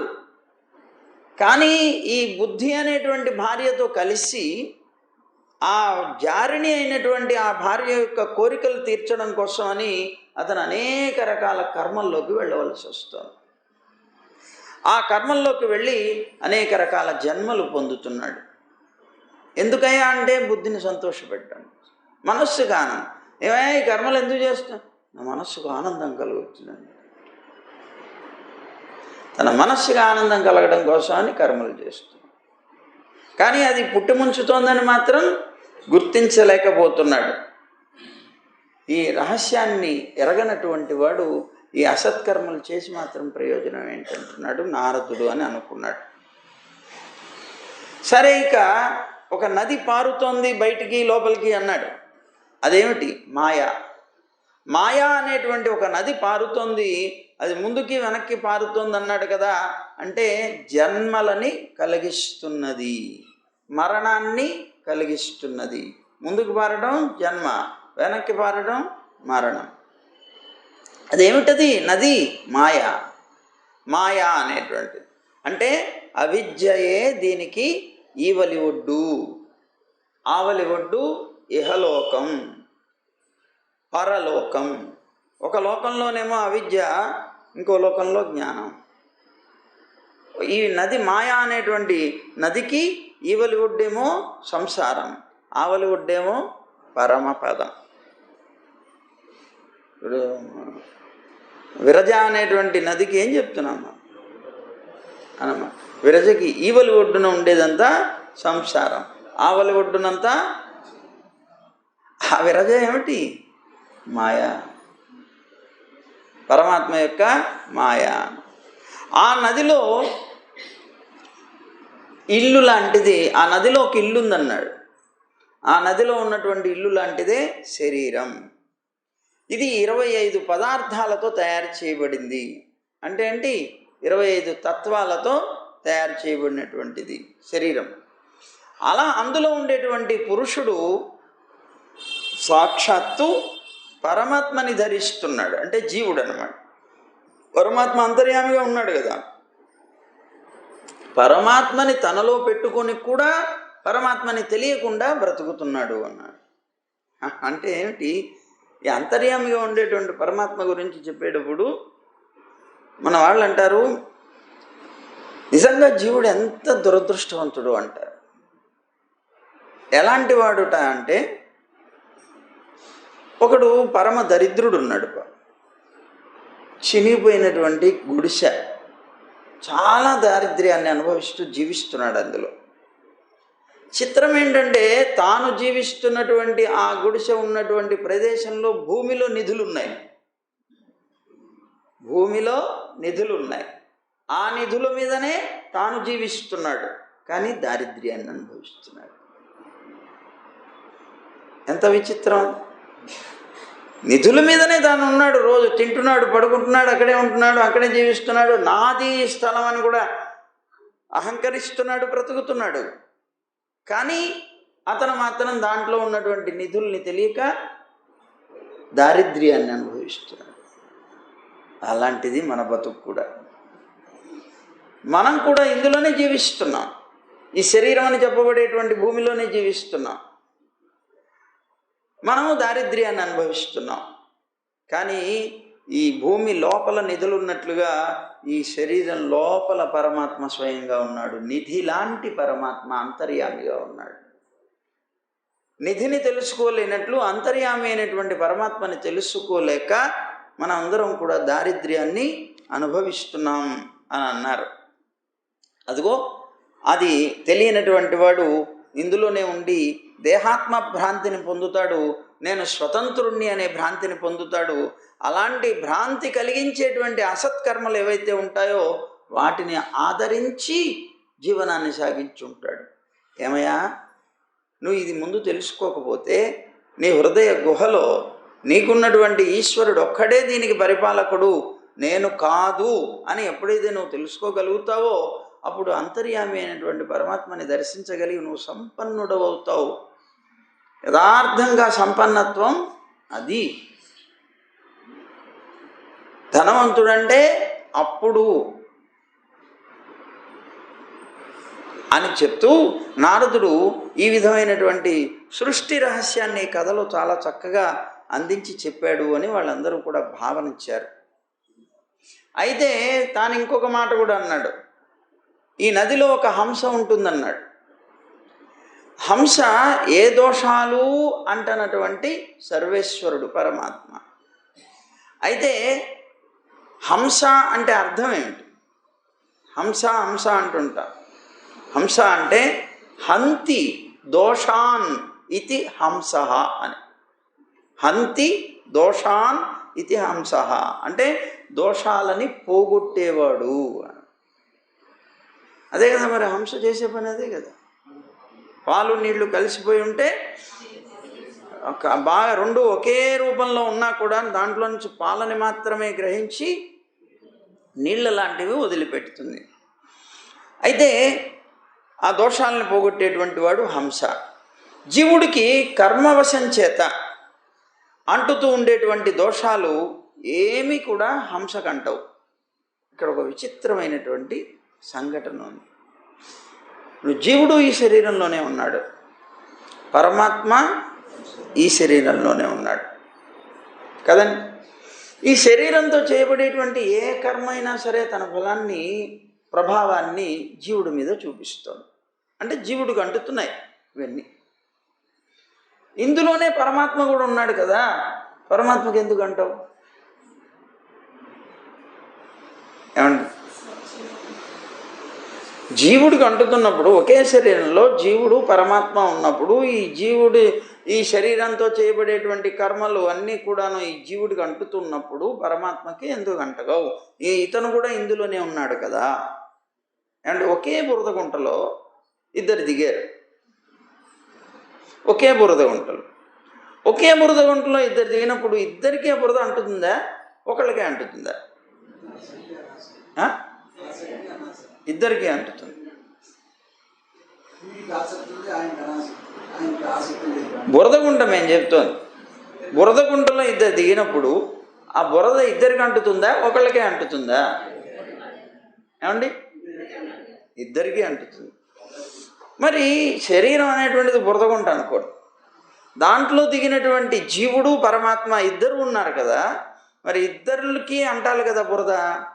మరి జీవుడనే వ్యక్తికి మాత్రమే, పురుషుడికి మాత్రమే అంటడం, పరమాత్మకు అంటకపోవడం ఏమిటి అని ఒక గురువు గారి దగ్గరికి వెళ్ళి ఒక శిష్యుడు అడిగట్ట ఈ మాట.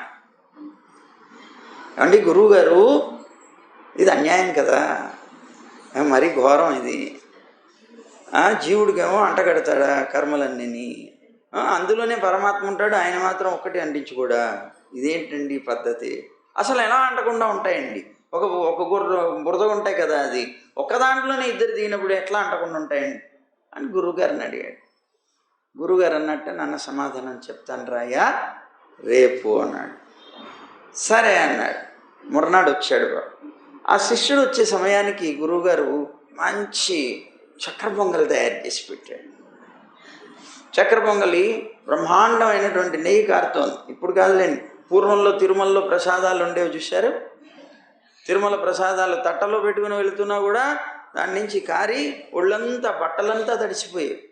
ఒక బుట్ట ఆ పెట్టుకొని వెళితే అట్లా పట్టుకుంటే చాలు నెయ్యి కారిపోయేలాగా నెయ్యి పోసి బ్రహ్మాండంగా చక్కెర పొంగల్ తయారు చేసి పెట్టాడు.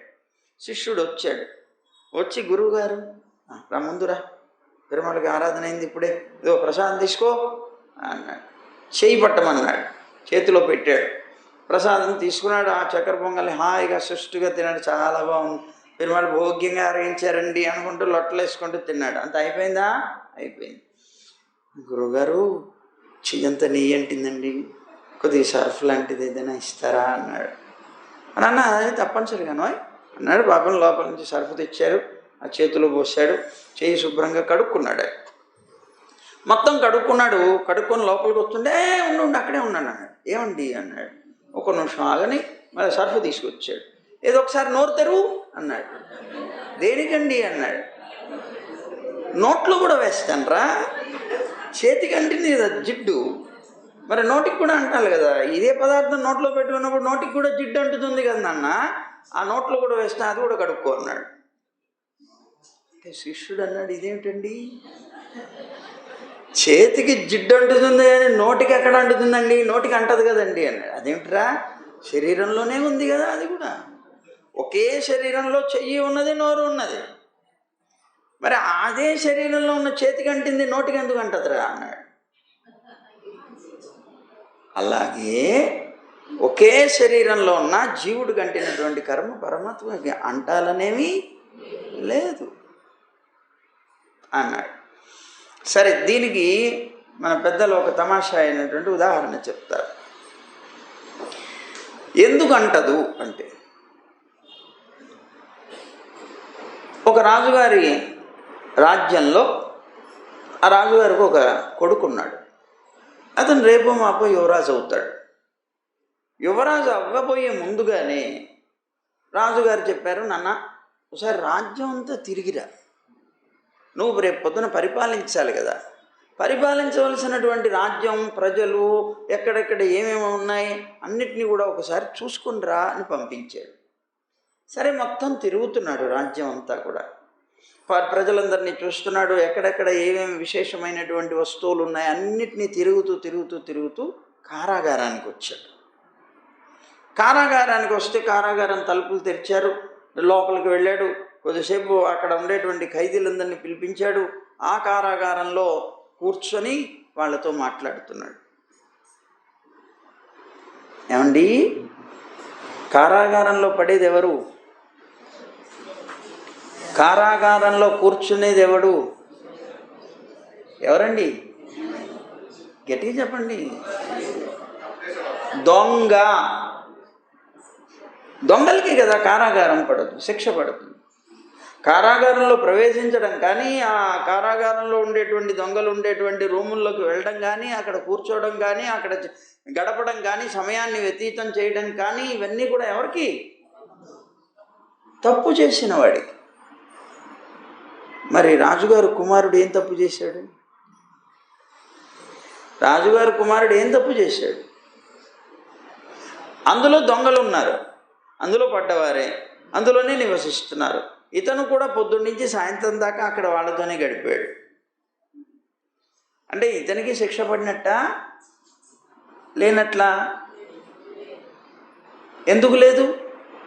కారాగారంలోకి ప్రవేశించాడు అంటే వాడు దొంగ అవుతాడే కదా.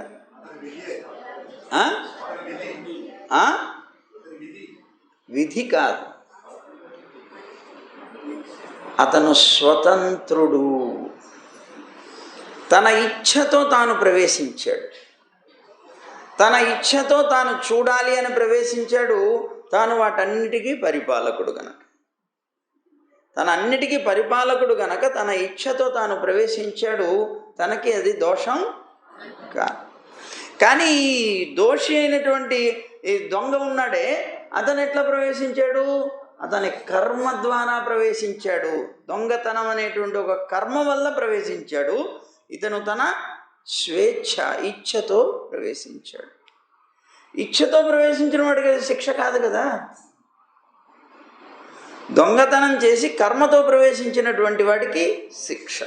అలాగే ఈ శరీరంలో జీవుడు ప్రవేశమేమో శిక్షగా ప్రవేశిస్తున్నాడు, ఇది కారాగారం అనుకుంటే. పరమాత్మ ఏమో తన ఇచ్ఛతో ప్రవేశిస్తున్నాడు. కనుక ఇప్పుడు దోషాలు ఎవరికంటాలి? ఇప్పుడు ఇక్కడ ఈ రాజుగారు అక్కడ కూర్చొని ఉండగానే ఒక్కొక్క దొంగని పిలిచి, నీ దొంగతనం ఏమిటి, నువ్వు చేసిన కర్మ ఏమిటి, అదేమిటి ఇదేమిటి అని విచారించి కొరడాలతో కొడుతున్నారు. ఏమండి, అక్కడ ఉన్నటువంటి దొంగలందరినీ కొట్టారు. మరి వాళ్ళతోనే ఉన్నాడు పొద్దునుంచి. ఈయన కూడా దొంగ ఇవ్వాలి, ఈయన కూడా కొట్టాలి కదా. శిక్ష ఎందుకు తగలట్లేదు? అతను స్వేచ్ఛతో వచ్చాడు, కర్మతో రాలేదు కనుక అతనికి శిక్ష లేదు. అలాగే మన శరీరంలో అతనితో పాటు ఉన్నప్పటికీ కూడా ఈ కారాగారంలో అతను స్వేచ్ఛతో వచ్చాడు, ఇతను కర్మతో వచ్చాడు కనుక ఇతనికి మాత్రమే ఈ కర్మఫలాలు అంటుతాయి, పరమాత్మకి అంటవు. నమాం కర్మాని లింపంతి నమే కర్మఫలే స్పృహ అని భగవద్గీతలో కూడా చెప్పుకున్నాడు పరమాత్మ. అది అలా అన్నమాట. కనుక ఇక్కడ ఏమంటున్నారట అంటే, జీవుడు కర్మవశం చేత అంటేటువంటి దోషాలు ఏవైనా ఉన్నాయో ఆ దోషాలు ఏవి కూడా హంస అని చెప్పబడేటువంటి దానికి ఉండవు. ఈ హంస అంటే ఏమిటి అర్థం? దోషాలని పోగొట్టేవాడు అని. ఇది ఎక్కడున్నది హంస? నదిలో ఉన్నది. నదిలో ఉన్నదని చెప్పాడు నారదుడు. నది అంటే ఏమిటి? మాయ. ఈ మాయలో తాను విహరిస్తున్నాడు. మాయలో విహరిస్తున్న హంసలాగా మాయలో తాను విహరిస్తున్నాడు. విహరిస్తున్నటువంటి తనకి మాత్రం ఇవేవి అంటావు. శాస్త్రం, బంధ, మోక్షాలు మొదలైనటువంటి కారణాలైనటువంటి ప్రవృత్తి, నివృత్తి, ధర్మాలు ఏవైతే ఉన్నాయో వాటన్నిటినీ కూడాను తెలియచేస్తాడు పరమాత్మ. ఆ శాస్త్రాలన్నిటికీ కూడాను కర్త పరమాత్మ. ఆయన హృదయ గుహలో ఉంటాడు. ఈ జీవుడు కూడా హృదయ గుహలోకి వెళుతున్నాడు కానీ ఆయన్ని దర్శించలేకపోతున్నాడు. ఎంత దురదృష్టం మన, ఎంతో దురదృష్టం. అంటే ఏమీ లేదు ఇంతకీ. ఇప్పుడు ఈ పరదా ఉంది, మేము ఇక్కడ కూర్చున్నాం, పరదా వేశారు, మీరంతా అక్కడ ఉన్నారు. ఎంత దూరం అండి అది? మధ్యలో ఏముంటుంది అడ్డు? పరదా ఒకటే. పరమాత్మ మన హృదయ గుహలోనే ఉన్నా మనం కూడా ఆ హృదయ గుహలో ఉండి మనం ఆయన్ని దర్శించలేకపోవడానికి కారణం ఏమిటి అంటే అహంకార మమకారాలు అనేటువంటి పరదాలు. ఈ అహంకార మమకారాలు అనేటువంటి పరదాలు ఎప్పుడైతే తొలగిపోతాయో అప్పుడు పరమాత్మ యొక్క దర్శనం అవుతుంది. పరదా తీసేస్తే ఇప్పుడు ఇందాక అన్నారు కదా, ఈ కృష్ణుడిని చూస్తుంటే ప్రవచనం కూడా వినలేరని, ఆయన అట్లా కనిపిస్తాడు మనకు. అలా అదిగో ఆ విధంగా ఉండేటువంటి రీతిలో ఆయన్ని ఉపాసించకుండా అతనితో వైముఖ్యాన్ని కలిగించేటువంటి అసత్కర్మల చేత ప్రయోజనం ఏంటాయి ఆయన్ని తెలుసుకోకుండా అని అడుగుతున్నాడు. దానివల్ల ఆత్మ నాశనం అవుతుంది తప్ప ప్రయోజనమేమీ లేదు అన్నాడు. అది గుర్తు తెచ్చుకున్నారు. అలాగే అని అప్పుడు ఈ జ్ఞానాన్నంతటిని వారు భావించి, ఓహో నారదుడు ఇలా చెప్పాడు కాబోచ్చు అని తెలుసుకొని, దీన్ని బట్టి మనం తెలుసుకోవాల్సింది ఈ శరీరం అనేటువంటిది భూమి యొక్క వికారం. ఇది భూమి ఎలాగైతే అశాశ్వతమైందో ఈ శరీరం కూడా అనిత్యమైనదే అని తెలుసుకున్నారు. దాంట్లో ఉండేటువంటి హృదయ గుహలో ప్రవేశించేటువంటి జీవుడు బుద్ధి అనేటువంటి స్త్రీతో కలిసి అదిగో ఈ దాని యొక్క వ్యామోహంలో పడి మాటి మాటికి ఆ జారినైనటువంటి ఆమెకి సంతోషం కలిగించడం కోసమని, సుఖం కలిగించడం కోసమని తాను కర్మలు అనేటువంటి వాటితో ఫలాల్ని సంపాదించి దానికి ఆనందం కలిగిస్తూ జీవిస్తున్నాడు అనుకున్నారు. ఆ హృదయ గుహలో పొందినటువంటి ఆ మమకారం నుంచి అతను బయటపడలేకపోతున్నాడు అని తెలుసుకున్నారు. అందులోనే ఉన్నటువంటి సాక్షాత్తు పరమాత్మ అని చెప్పబడేటువంటి ఈ శరీరానికి అంతటికి ఈశ్వరుడైనటువంటి తనని గుర్తించలేకపోతున్నాడు అన్నారు. దీనికి కారణం మాయా. మాయా అనేటువంటి నదిలో, ఆ నదిలో కొట్టుకొని వస్తున్నాడు వీడు.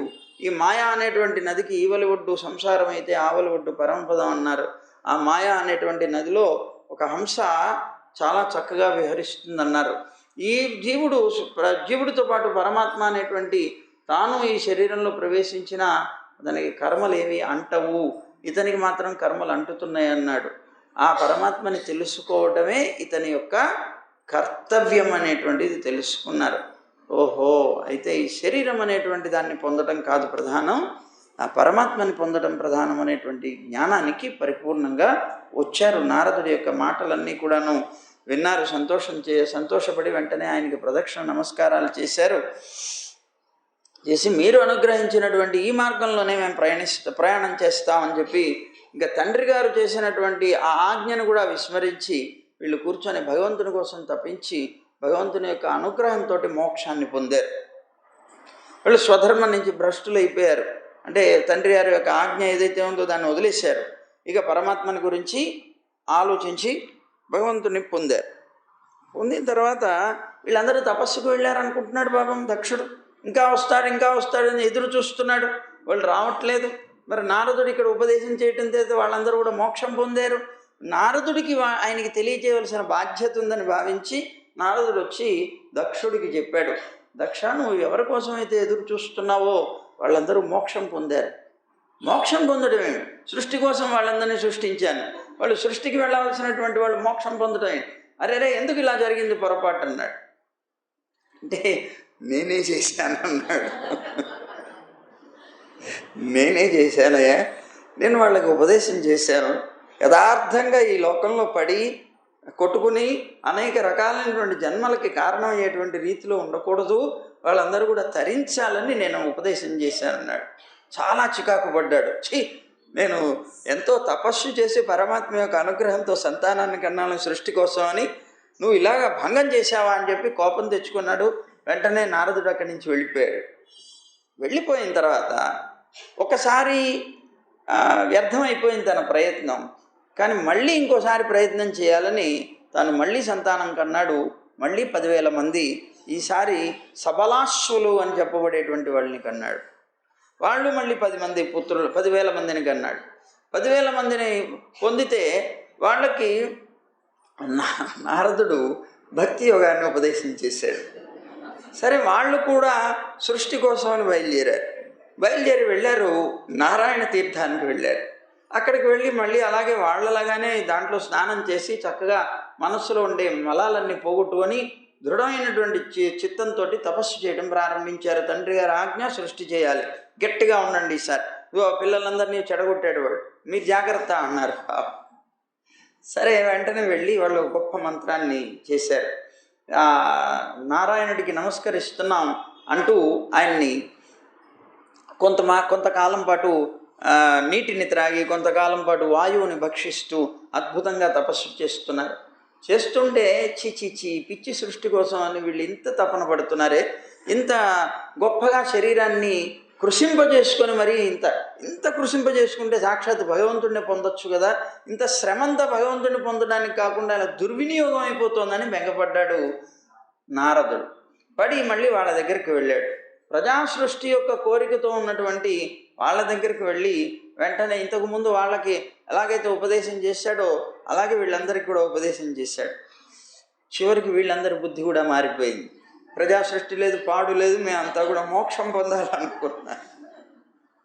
చివరికి వాళ్ళందరూ పరమాత్మ నారాయణుడి గురించి ఇందాక చెప్పినటువంటి మంత్ర ప్రకారంగా వాళ్ళు తపస్సు చేశారు, నారాయణుడి యొక్క అనుగ్రహాన్ని పొందారు, పొంది వాళ్ళందరూ మోక్షాన్ని పొందారు. సరే, ఈ విషయాన్ని కూడా తీసుకెళ్ళి పాపం ఈ దక్షుడు ఎదురు చూస్తున్నాడు, తన పిల్లలు వస్తారు, మళ్ళీ ఇంకా సృష్టి కార్యక్రమాన్ని చేస్తారు.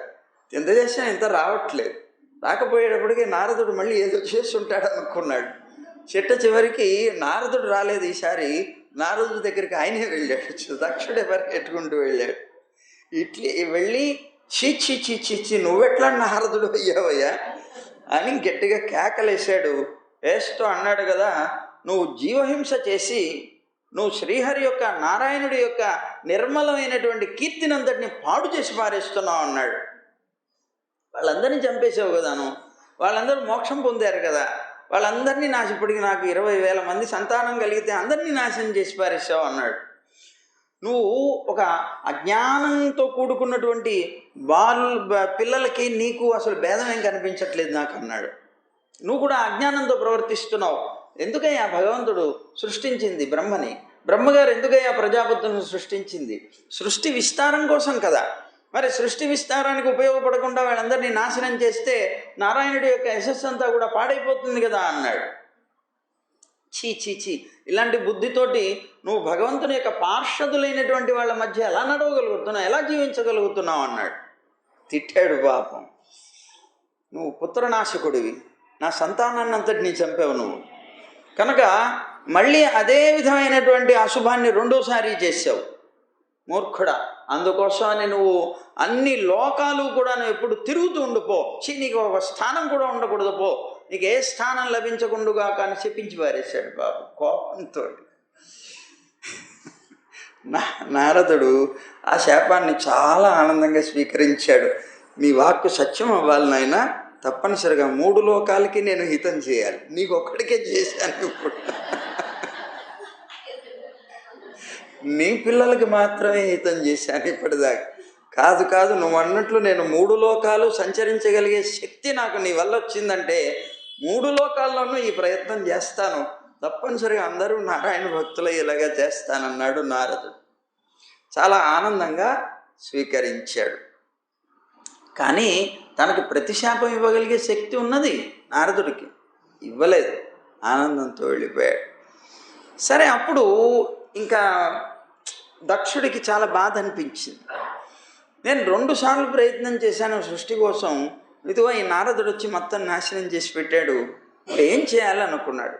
చీచి, ఇంకా నేను పుత్రుల్ని కనకూడదు అనుకున్నాడు, పుత్రికలనే కనాలి అనుకున్నాడు. అనుకొని అశిక్ని అనేటువంటి తన భార్య వల్ల 60 మంది పుత్రికల్ని కన్నాడు. 60 మంది పుత్రికల్ని కని వాళ్ళని ఏం చేశాడు, ధర్మదేవతకి 10 మందిని, కశ్యపుడు అనేటువంటి మహర్షికి 13 మందిని, అలాగే చంద్రుడికి 27 మందిని, భూత ఋషికి 2 అలాగే అంగిరసుడికి 2, అలాగే కృషాశ్వుడు అని చెప్పబడేటువంటి ఆయనకి 2 ఇచ్చి మిగిలినటువంటి 4 ఉంటే ఆ 4 కన్యల్ని కూడా తార్క్ష్య కశ్యపుడు అని ఇంకొక ఆయన ఉన్నాడు, ఆ తార్క్ష్య కశ్యపుడు అనేటువంటి ఆయనకి ఇచ్చాడు. వాళ్ళకి వివాహాలు చేశాడు. ఆ విధంగా కూడా సృష్టి జరుగుతుంది కదా ఉద్దేశంతో. సరే, ఆ కన్యల యొక్క అంటున్నారు కదా సుఖమహర్షి పరీక్ష మహారాజుతోటి, నువ్వు నా వలన ఇప్పుడు ఆ దక్షుడికి పుట్టినటువంటి కన్యలు ఎవరైతే ఉన్నారో వారి యొక్క నామాలని, వాళ్ళ యొక్క పుత్రపౌత్రాదులైనటువంటి వాళ్ళని, వారందరినీ కూడా విందుగాని వాళ్ళ పేర్లతో సహా అన్నీ చెప్తాను. వాళ్ళే స్వర్గ మత్స్య లోకాలన్నీ కూడాను వ్యాపించి ఉన్నారు అని చెప్పాడు.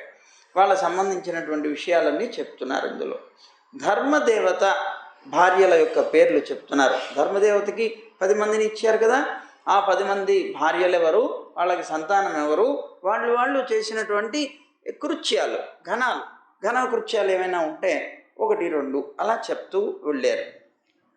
అందులో భాను అనేటువంటి ఒక ఆమెడు ఉన్నదిట. ఆ భానువు అనేటువంటి ఆమెకి దేవఋషుడైనటువంటి మన ఈ ధర్మదేవతకి ఇచ్చి వివాహం చేసినటువంటి వాళ్ళల్లో మొదటి ఆవిడనమాట ఈవిడ భానువు అనేటువంటి ఆవిడికి. ఇదిగో ఇతని వల్ల ధర్మదేవత వల్ల దేవఋషభుడు అనేటువంటి సంతానం కలిగింది. అతనికి మళ్ళీ ఇంద్రసేనుడు అనేటువంటి సంతానం కలిగింది. అలాగే లంబ అనేటువంటి ఒక ఆవిడ ఉందిట. ఆ లంబకి విద్యోత అనేటువంటి ఒక కుమారుడు, అతనికి మేఘాలు సంతానం అయ్యాయట. కకుద అనేటువంటి ఒక ఆవిడ ఉన్నది, ఆవిడకి సంకటుడు అని చెప్పబడేటువంటి అతను సంతానం అయ్యాడు. అతనికి కీటకుడు అనేటువంటి వాడు సంతానం, అంటే పుత్రుడు పౌత్రుడు చెప్తున్నారు. ఈ కీటకుడికి భువదుర్గాభిమానులైనటువంటి దేవతలు జన్మించారు. తర్వాత యామి అనేటువంటి ఒక ఆవిడ ఉన్నది. ఆ యామికి స్వర్గం సంతానమైతే అతనికి నంది అనేటువంటిది సంతానమైంది. అంటే ఇప్పుడు స్వర్గం కూడా స్వర్గ పురుషుడు, స్వర్గం అంటే ఏదో లోకం, ఆ లోకానికి అధిదేవత ఉంటారు, అతను పుట్టాడు అనమాట. అతనికి మళ్ళీ నంది పుట్టాట. సరే, విశ్వ అనేటువంటి ఆవిడికి విశ్వదేవులు అని చెప్పబడేటువంటి వాళ్ళు సంతానం అయ్యారు. విశ్వదేవులు అని మనం చెప్తూ ఉంటాం కదా, వారికి సంతానం లేదట విశ్వదేవులకి. సాధ్య అనేటువంటి ఆవిడ్ని ధర్మదేవతకి ఇచ్చి వివాహం చేస్తే ఆ సాధ్య ద్వారా సాధ్యులు అని చెప్పబడేటువంటి దేవతల్లో ఒకరు పుట్టారు. వాళ్ళకి అర్ధసిద్ధి కలిగిందిట. ఆ తర్వాత మరుత్వతి అనేటువంటి ఆమెకి ధర్ముడి వల్ల మరుత్వానుడు జయంతుడు అనేటువంటి సంతానం కలిగిందిట. ఆ జయంతుడని చెప్పబడేటువంటి అతను నారాయణుడి యొక్క అంశ సంభూతుడుగా జన్మించట. ఇతన్నే ఉపేంద్రుడు అని అంటారు. ఉపేంద్రుడు అనే పేరుతో పిలిచేటువంటి అవుతుంది. తర్వాత అతను కూడా ఉపేంద్రుడు అనమాట. ఉపేంద్రుడు అంటే ఇంద్రుడికి సోదరుడుగా ఉండి లోకాన్ని పరిపాలించినవాడు. తర్వాత ముహూర్త అనేటువంటి ఒక ఆవిడ ఉందట. ఆవిడకి మౌహూర్తిక నామంతో దేవతలు కొంతమంది పుట్టారట. వాళ్ళే ప్రాణాలకి తమ తమ కాలంలో పుట్టేటువంటి కర్మ ఫలాల్ని ఇస్తుంటారు. అంటే లోకంలో ఉండేటువంటి జీవులు ఉంటారే, వాళ్ళందరికీ కూడా వాళ్ళు చేసినటువంటి కర్మలకి ఫలాల్ని ఎవరిస్తారు అంటే ఈ దేవతలు ఇస్తారట. మౌహూర్తిక నామంతో ఉన్నటువంటి దేవతలు వాళ్ళు ముహూర్త అనేటువంటి ఆవిడకి జన్మించినటువంటి వాళ్ళు. అలాగే ధర్మదేవతకి సంకల్ప అనేటువంటి ఒక ఆమె భార్య అయింది. ఆ సంకల్పకి సంకల్పుడు అనేటువంటి వాడు సంతానం అయ్యాడు. అతనికి కామములు పుట్టాయి, కోరికలు పుట్టాయి. కాములు అంటారు వాళ్ళని, వాళ్ళు పుట్టారు అన్నమాట. తర్వాత వసువు అనేటువంటి ఒక ఆవిడ ఉన్నది. ఆ ధర్మదేవత యొక్క భార్య, ఆవిడకి అష్టవసువులు పుట్టారట. అలాగే వారు వరుసగా ఆ అష్టవసులు ఎవరు, ఆ అష్టవసువుల యొక్క పేర్లు కూడా చెప్తున్నారు.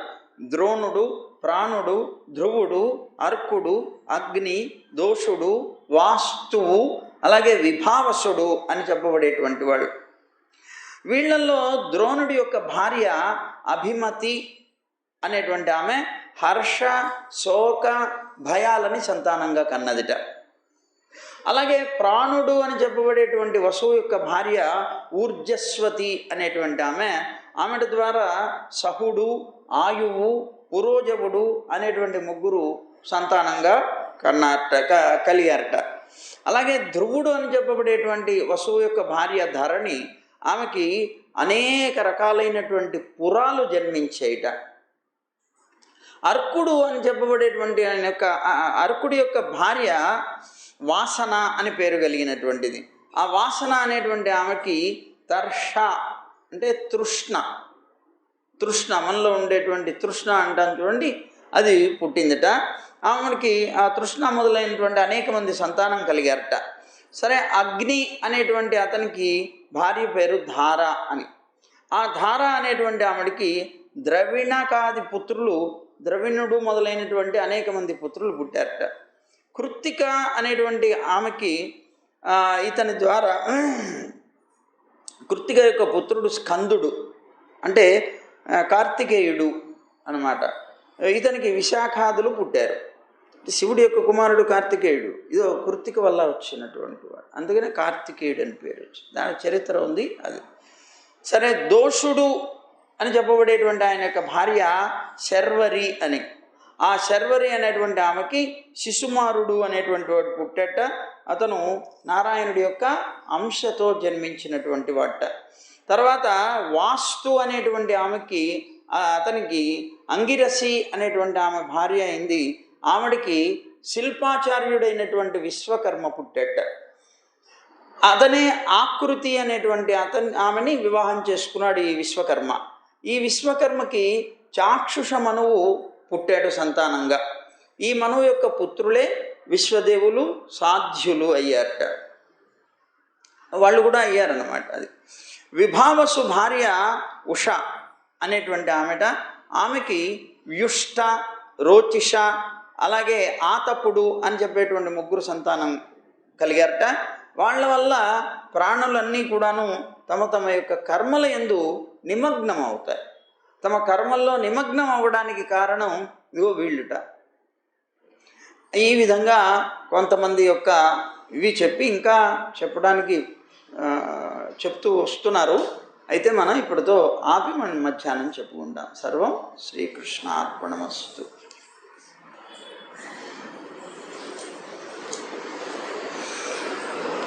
గోవింద జయ జయ గోపాల జయ జయ.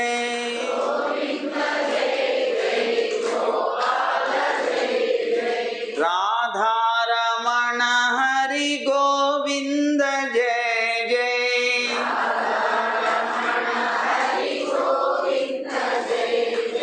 గోవింద జయ జయ గోపాల జయ జయ.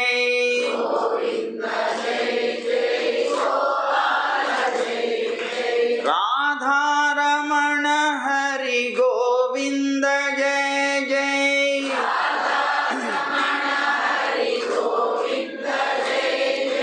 గోదారమణ హరి గోపాల జయ జయ.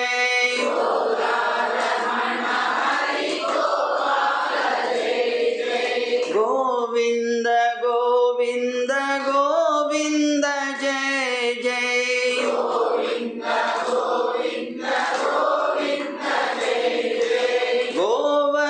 గోవర్ధనోద్ధార గోవింద జయ జయ.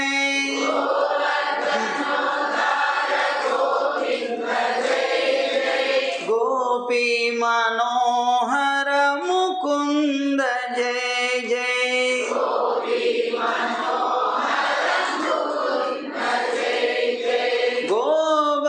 గోవర్ధనోద్ధార గోవింద జయ జయ.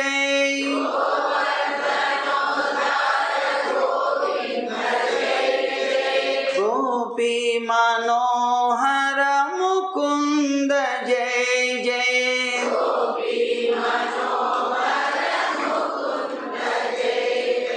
గోవింద జయ జయ గోపాల జయ జయ.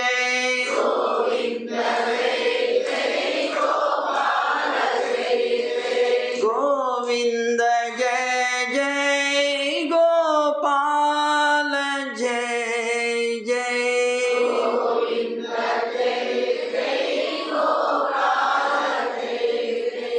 జై గోవింద. జై జై గోవింద. జై జై జై గోవింద. జై శ్రీమన్నారాయణ. జై జై శ్రీమన్నారాయణ. జై జై జై శ్రీమన్నారాయణ. సర్వం శ్రీకృష్ణార్పణమస్తు.